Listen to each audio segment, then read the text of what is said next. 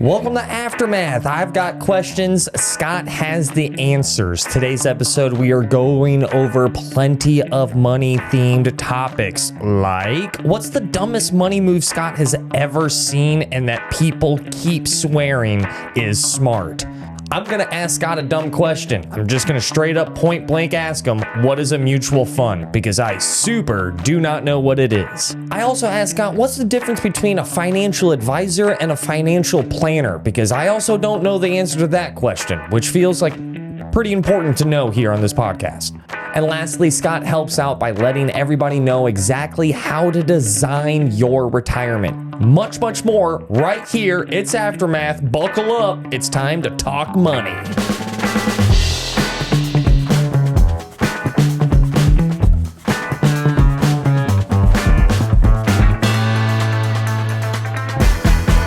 I'm so happy to have you here. I know I'm coming in real hot. You are coming. I got my coffee. You're good. I've had a lot of cold brew. I have been doing a lot of legal stimulants, but still, I am happy to be here. Thank you so much for your time. Are you stoked to talk? I'm always stoked to talk to you. Oh, well, I appreciate it. Then you must be super stoked to talk to me about one of the things that you are very good at, money, finances. Agreed. What everybody wants to get good at. I've got questions. You have answers. Are you ready for your first question? I am so ready. I need to know, what is the dumbest money move people make that they continue to think is very smart? Because there's one thing worse than dumb money move, which is a dumb money move that people think is smart.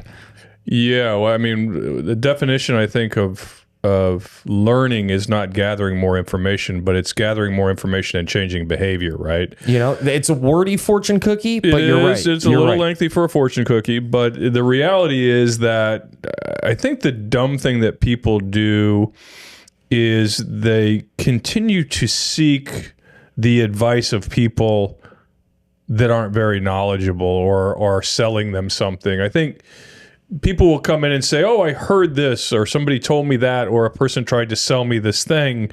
What do you think about it?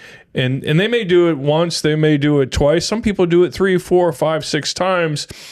And I think the dumb money move is to not be able to evaluate why you're being told something or sold something, or somebody says, you know, I think you should buy a big variable universal life policy. Yeah. I hear those commercials all the time. Yeah, and you have to first stop and say, what is the motivation of the person giving me the advice, quote unquote, or trying to put me in something? And I think that people continually, I can give you an example. I've had people come in my office who've on their 4th or 5th advisor. I would have been number 5 or 6, right? And when I say to them, well, what went wrong with the others? And they say, well, they just didn't make me very much money, or they didn't give me a high return, or whatever their expectation was, because they're going from advisor to advisor looking for the one with the secret. And the problem with that is that most advisors, I shouldn't say most advisors, but quite a few of them will pretend to have the secret to get the business, right? They'll say, you say, well, I want to earn 9% or 10% or whatever the number is. That last person only earned me 7. Oh, yeah, I can definitely get you 8, with no real ability to do that, because if the market's earned 2, the odds of that advisor getting you 8 are slim to none. So I think the mistake I see people making, repeating, is looking for shortcut after even if the first 3 shortcuts don't work and they blow up on them, they're still looking for the 4th one or the 5th one. So it's not really a matter of buying the wrong thing or sticking to the wrong product or buying the wrong stock or investing in real estate at a bad time. It's more part of the methodology. It's part of their process is to continually look for the easy way out, which never turns out to be that. When someone walks into your office and they tell you, I'm on my 6th advisor, it feels like that would be like very red flag in the speed dating world. 100%. And that's why I asked the question, well, why am I your 6th advisor? What did the others do wrong, right?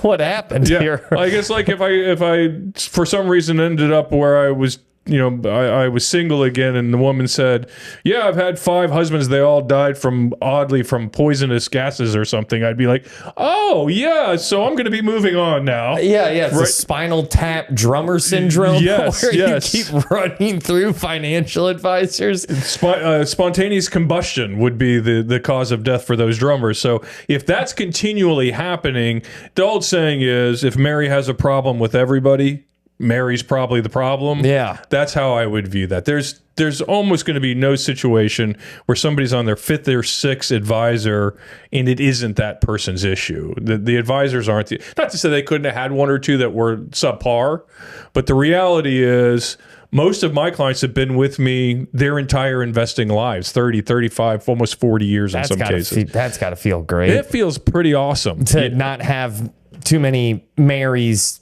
No. Yeah. And Mary, by the way, even the lamb left. Exactly. Mary doesn't even have the lamb anymore. I mean, there's a child's fable that should point out to you that this is a bad idea. The lamb was like, really? The 5th or 6th advisor? Man, I'm out. Exactly. Yeah. So yes, I find that the need to find a shortcut, and it could be tech stocks, it could then be real estate, it could then be crypto, it could then be commodities, gold or silver or whatever, to continuously find yourself chasing the thing of the day. Yeah. Or the person of the day.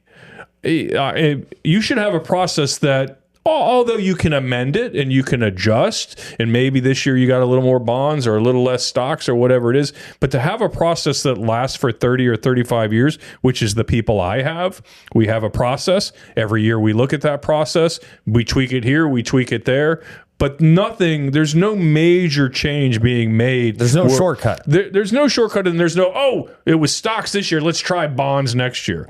That's not how it's done. It's a perfect blend or a less than perfect blend, I should say, of diversification that you tweak from time to time that gets you from year 1 to year 40.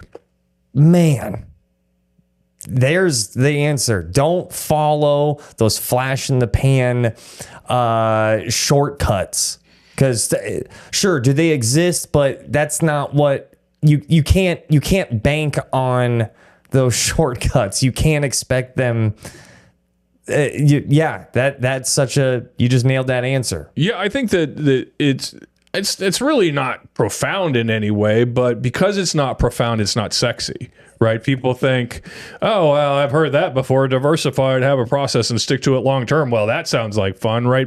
And it's not that either that you should ignore trends completely. If we see that gold seems to be on a long-term trend on to the up direction, we have good reasons for thinking that. Mm-hmm. Not just that it's up, but why is it up? Should it continue? What are the issues causing it to be up? It's not that we won't adjust. Same with crypto. If you say, well, some crypto makes some sense. Maybe there's some value in blockchain. Maybe there's some value in Bitcoin, or in my opinion, maybe Ethereum, right?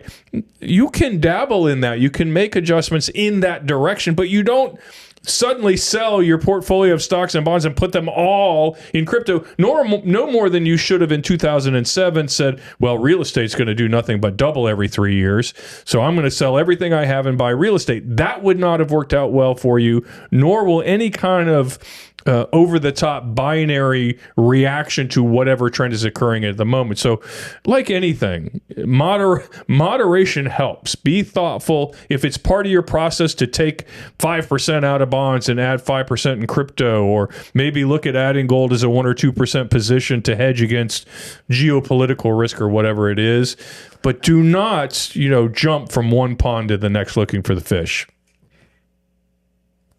I think the clear-cut answer that you just said, more important, or to wrap it up, is that what's the dumbest trend that people swear is the smartest thing? And I think the answer is shortcuts.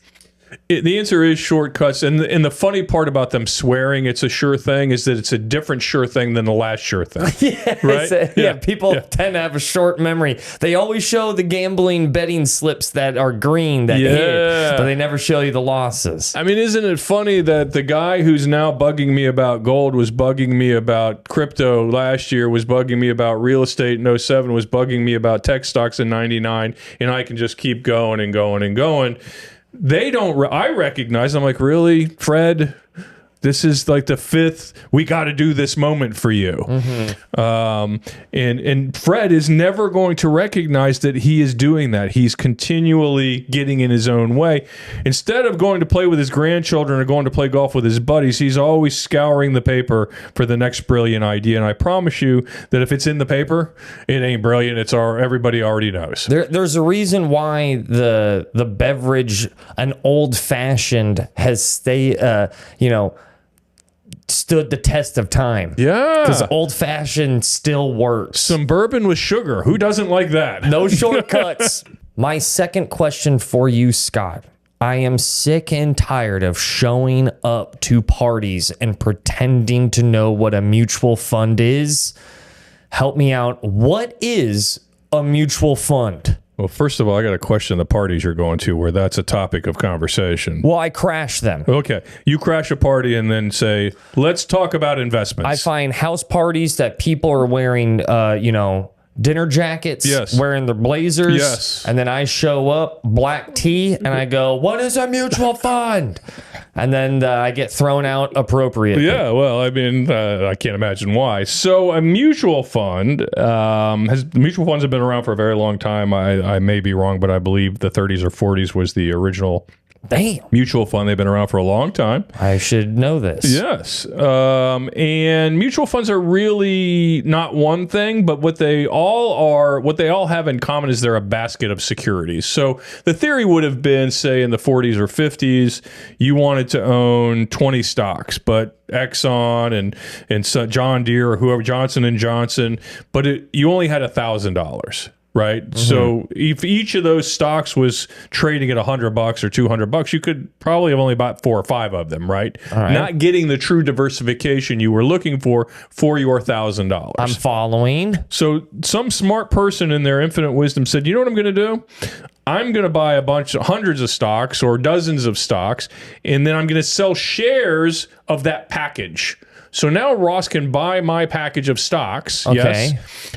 With his $1,000, and he can buy diversification that way. So he's buying my bucket, which owns 30, 40, 50, 60 stocks. He's getting the diversification he couldn't get on his own by going out and buying those stocks on his own. And why not?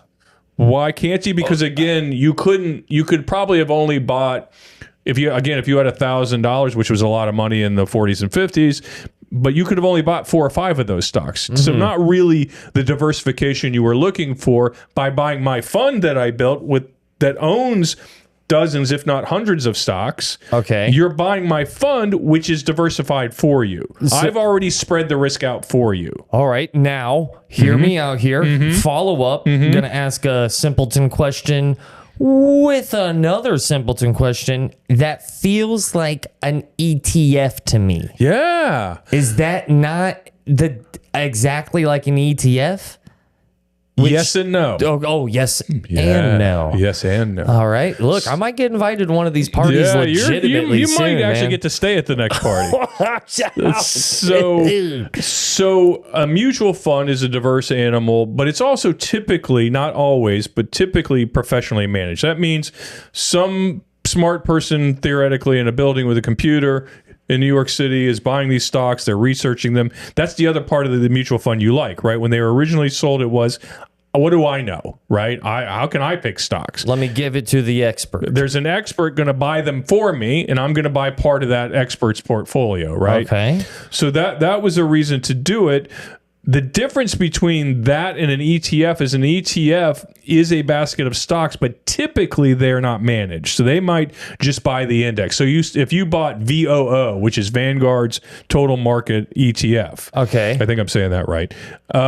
They're just going to go out and buy the S&P 500. They're going to buy all 500 stocks or something that represents all 500 stocks. There is no personal customization. Nobody's saying take this out, put this in. So right now I have an ETF that I believe is the top, it's either, I want to say it's 500 companies that pay out dividends. Yeah. Right? That's one ETF, but that's not a guy going, all right, it's a little bit of this and a little bit of that with a splashing of he's not making a smoothie with his little box of stocks. I'm going more so to the grocery store and everything's... You're just getting one of everything. Yeah. So you're... Okay. In this case... Your boy's learning. You're getting Oreos and apples at the same time. So they're just buying the dividend paying, so that their criteria might be, it has to pay more than 2%. I'm making this up. Might be 2% in dividends, right? All they do is go buy all the stocks in the S&P 500 that pay over 2%. They're not changing it. They're not waking up tomorrow and going, Johnson & Johnson's out because I don't like them and John Deere's in, right? They're not doing that. You're just owning the index. And you say, well, why would I prefer that over the mutual fund where there's a professional manager? And the answer to that is twofold. One, we know that the average mutual fund underperforms this index. 85% to 90% of all actively managed funds in any given year underperform the unmanaged index. So, all right. So that's kind of a strike for the mutual fund crowd. No, it's a strike against. It's a strike against the mutual fund. Yeah. Strike against, strike for. It was striking. I follow you now. They're hitting There's some hammering going on. Yeah, there's some hammering going on. Yeah. So then why are mutual funds still celebrated the way that they are? Because they're highly promoted and marketed. Because people make a lot of money selling mutual funds. So here's the deal. They're not nefarious. You see them a lot in 401ks. Because when you're in a 401k, you're looking to meet your fiduciary obligations. Somebody needs to be looking over it, theoretically. You do see a lot of index products in 401ks now. Are 401ks mutual funds? Typically, although there are more and more ETFs in 401ks nowadays. So to the second point, right? The second reason you would buy an ETF over a mutual fund is the cost. So on average, the average mutual, I'm going to guess, I don't know this to be a fact, so don't sue me or send me a nasty gram, but I would say on average, mutual funds are probably cost between 35 and 75, maybe 100 basis points or 1%, right? So some variation, some percentage of 1%, either 30% or 1%, 50, whatever. Whereas an ETF is going to be about a fifth of that cost. It might be 5 basis points or 10 basis points. So because they're not professionally managed and they don't have to pay that Harvard MBA to run it, they're more cost effective. And I think we know statistically they perform just as well, if not better. So if you have a choice between an index product, on average, not always, on average, between an index product that costs 5 basis points and a managed fund that costs 100 basis points or 1%, why wouldn't you pick the one that's going to win 85% of the time and is cheaper? Because Carl's always, he's a good conversation. Yeah. Because there's a guy. And I think, man, if that's not, is that kind of a sign of the times as well, where we've always had the expert and then we almost, ETFs aren't exactly algorithm based, but they kind of are. If you put your money into an ETF, an electronic trust fund, exchange traded fund, close enough. All right. I'm the plebeian. Yep. I'm the simpleton. It's okay. But if you grab one of those ETFs, that's just the top 500, let's say, in tech. You have a tech ETF, that top 500. Those are just a MySpace top 8, basically, that just gets exchanged out of that 500. Yeah. So if you list the top 100 tech stocks or 50 tech stocks, or nowadays 7 tech stocks, like you can literally buy an ETF that's the Mag 7, right? Netflix, Google, Microsoft, Apple, NVIDIA. You can buy an ETF that just owns those. Yeah. And then call it a day. I'm done. They're not going to change it. Nothing sexy is going to happen there. They're going to buy those 7 stocks. You're going to own them, and that's it. What they do is what they do. Nobody's going to pull one in or out unless another tech stock gets into that top 7, right? If somebody moves up. MySpace top 8. Exactly. I met a new friend. Yeah. He's making more money. Exactly. And he works at the movies, and he hooks me up. That could happen. But the reality is that that's a cost-efficient way because no smart guy has to do theoretical things for you that may or may not work. Right. So now you're just like, You get to the end of the year, what did the S&P 500 do, or what did the Mag 7 do, or what did my top 100 do? Because there's an ETF for everything, and really you're just following the index to see how it does. I will tell you, Warren Buffett is fond of saying the average person should buy the index and call it a day. Stop outsmarting yourself. The market goes up over time. We know that. Yes, it goes down in between. But you trying to outsmart yourself by picking, this is the most ludicrous part of it. Some people will try to pick the best mutual fund. They'll say, I own XYZ mutual fund. And I'll say, well, why do you like it? Oh, it's just the best. And then I say, what are the top 10 holdings? And they go, I don't know. But look at the numbers. And then I say, who's the manager? And they say, I don't know. And I say, what's the historical return dating back 20 years? And they go, I don't know, right? All they know is maybe last year it did well, and because we have reptilian pattern-seeking brains, we think if something did good last year, it's going to do well this year, and that, of course, is what they put in Money Magazine, so we all buy that. Scott, I would like to shake your hand. Yes. Because I officially know what a mutual fund is. You're going to rock the party next time. I'm going to stay at that party, but this time I'm clothed. What is the difference? Because you are a financial advisor. Yes. What is the difference between a financial advisor and a financial planner? It's not just a paper-made agenda. It is really more a marketing situation. So Okay. I think that we get caught up in titles, not that we shouldn't. So there's something called a certified financial planner, which I'm not.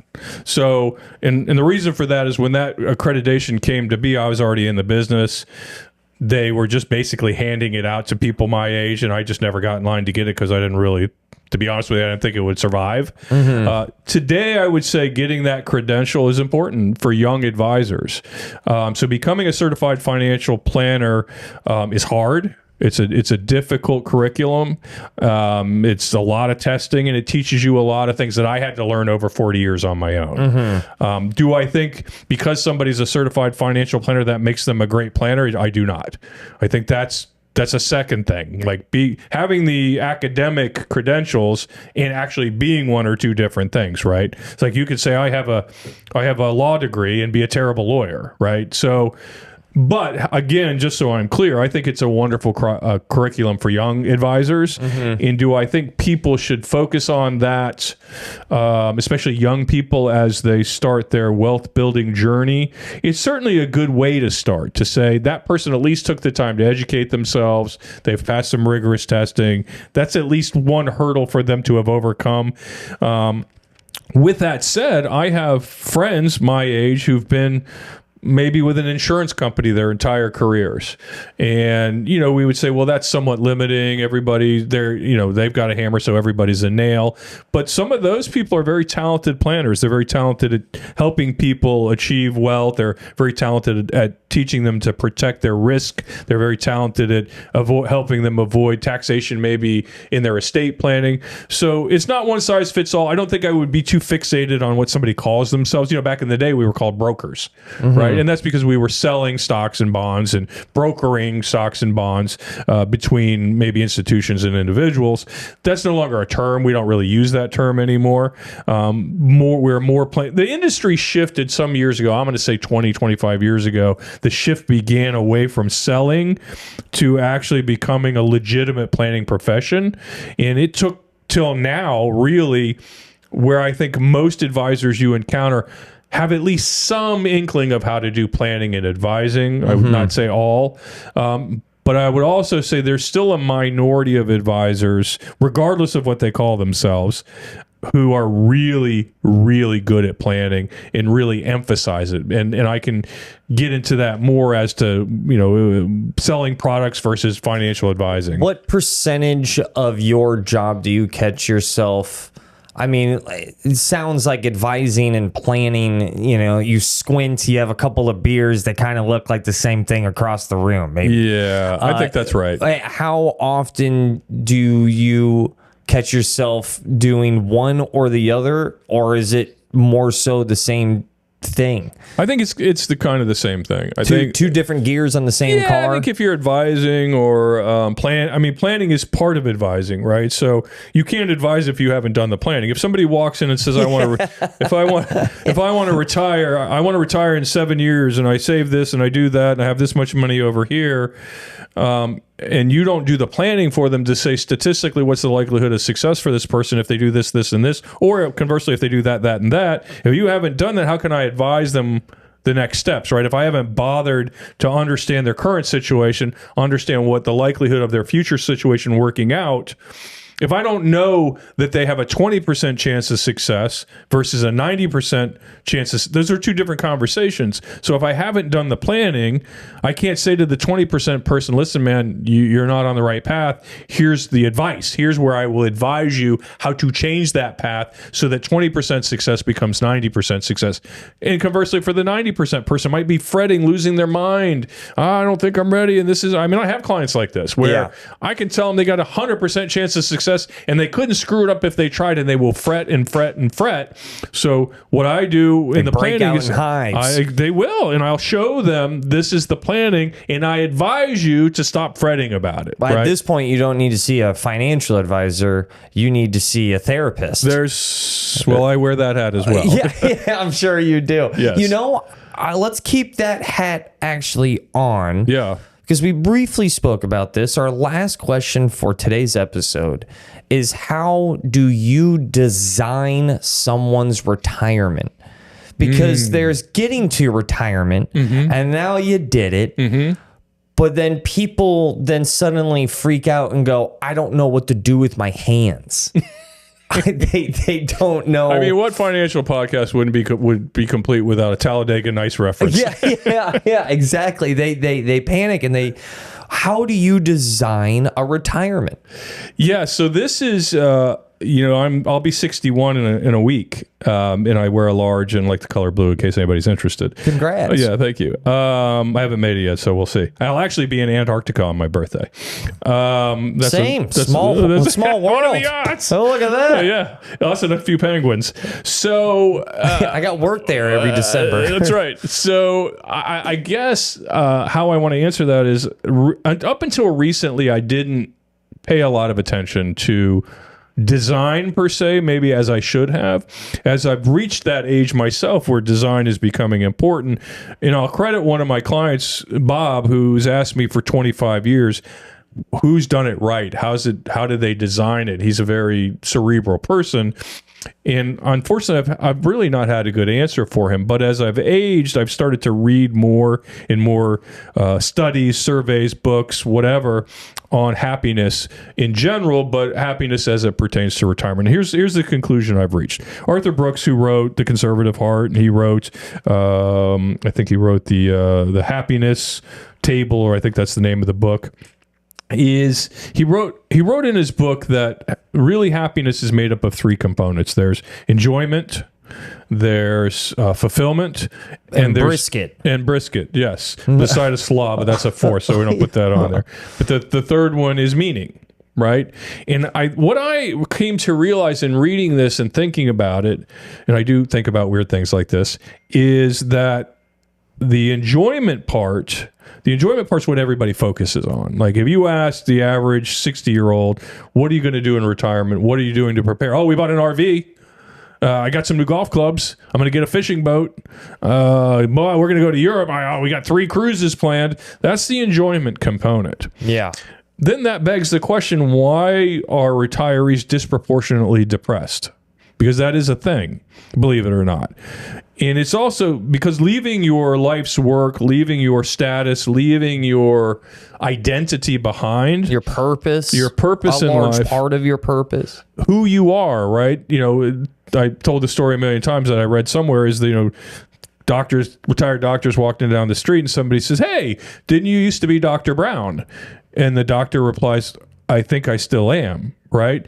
But that part of identity is a big problem, a big reason for depression. So that's why I say people are so focused on the enjoyment part that they've forgotten the fulfillment, and they've forgotten the meaning part, which came from their work and their children, and their grandchildren, or whatever it was. So I think we need to rethink these three legs of the stool and say enjoyment's going to take care of itself. You know, you like to golf, and listen, as we talked about before we started the cameras rolling, playing golf twice a week is fun. Playing golf 4 times a week is a job. You're not going to love that for it. You're going to be like, oh, am I still out here? Not another 92 or whatever, right? It's not going to be fun for you anymore, as is anything. Hard to call any activity fun. By the end of it, your hands are calloused over. Exactly. Yeah, agreed. And so I think we need to focus more on the meaning and the fulfillment. And fulfillment comes from, I'm going to mentor a child. I'm going to build a habit. Not every day, not all day, but I'm going to do things that kind of nurture my soul and give me kind of the satisfaction of doing either for others or for the community.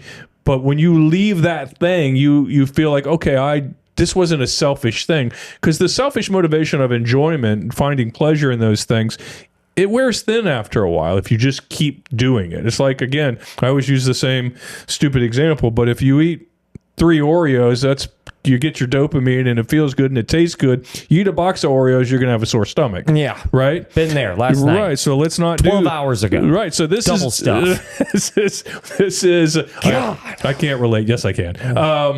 So the enjoyment part is, I think, overplanned. What's not planned is the fulfillment part and the meaning part. The meaning part, as described by Brooks in his book, is your children. It's your adult children. It's your grandchildren. It's relationships. It's friends. It's coffee with a buddy who's maybe not doing well. It's those relationships are where your meaning comes from. And you say, well, Scott, that's just going to happen. But I find that it doesn't. I find that people really have to sit down with purpose with their spouse or a friend or whatever and design that so that they get all 3 hit. And I will tell you, I've been doing this 40 years. I've watched people retire, and I've come to the conclusion that they kind of wear the first part out, and then they get kind of sad. And what do I do with my hands? Yeah, exactly. Back to, Talladega, Ricky Bobby. They don't know what to do with their hands. And so these other 2 things continue to make the first thing fun. But without these other 2 things, the thumb ain't so happy. So when you're designing a retirement, I think you should design it with those 3 items. I would literally sit down and write down enjoyment, fulfillment, and meaning, and set out some kind of annual plan to meet each of those objectives. Well, there's your homework. I don't have to say it. Scott said it. Write down those things. That's what we're trying to do here. Focus on those things. That's what's going to make sure that you know what to do with your hands when you retire, and make sure what you know what to do with your hands when you're working as well. And what you're focused on and what goals, because that's what financial advising is all about. That's what that's what Aftermath is all about. Yeah, we called it Aftermath. People probably don't realize this, but we called it because it's what's after the math, right? The math is fine, and the math is, I won't say it's easy, but it's a knowable entity. The rest of it's a little fungible, a little malleable, a little squishy. Again, what do you do with your hands after you win, right? So I think that people need to, and as it pertains to money, you might say, well, what has this got to do with money? I think it has everything to do with money. 100%. Because all of those things require financial planning along. Well, I want to take each of my grandkids to Europe. I want them to pick a European trip when they're 18. And I have clients who've done this. I have at least 2 clients I can think of. They take their grandkids at 18, every one of them. And I think one of them has 10 grandkids, wherever they want to go. Right? So that's going to cost money. That's in the meaning category. But it's still going to cost money. We know about enjoyment, the RV, the golf clubs, whatever, the trip to Pebble Beach, whatever it is. We know about that. But what does meaning cost? What is it going to cost me to give I'm going to answer the question for you. But if I want to give $10,000 to my church because I believe they do good works and they take care of the homeless, or they feed people who need to be fed, or they tend to, maybe children that are orphaned, or whatever wonderful thing I believe they're doing, I want to give them 10 grand a year in the fulfillment category. How do I plan financially for that? So each segment has its own financial component that I think people should not ignore. A trident of necessity. Indeed. Those three things. Yes, the Scott, hat trick. Always a pleasure talking to you about very serious things. Yeah. And in a very lighthearted way. You Yes. make these complex and honestly, frankly, anxiety-riddled topics and conversations very smooth and easy. And I very much appreciate that because I'm learning. I think our listeners are also joining me on my journey, and hopefully we are joining them on theirs. Yeah, I mean, as I've said many times, and you and I do a lot of work in media together, is if we carry on for a half hour, 20 minutes, and somebody gets 30 seconds of helpful information, that's all we can ask for. Is it easy? No. Take it from me. It's not. Is it doable? Yes, it is. And if you think that it's not, you gotta turn. It starts there. Yeah. It starts there. It doesn't just go with black and white numbers. It starts with the mentality of that this is doable. Scott, that's the end of our episode. We did it. Another round, another batch of Aftermath. We are not canceled yet. But I've got more questions. I'll see you next episode. You got it.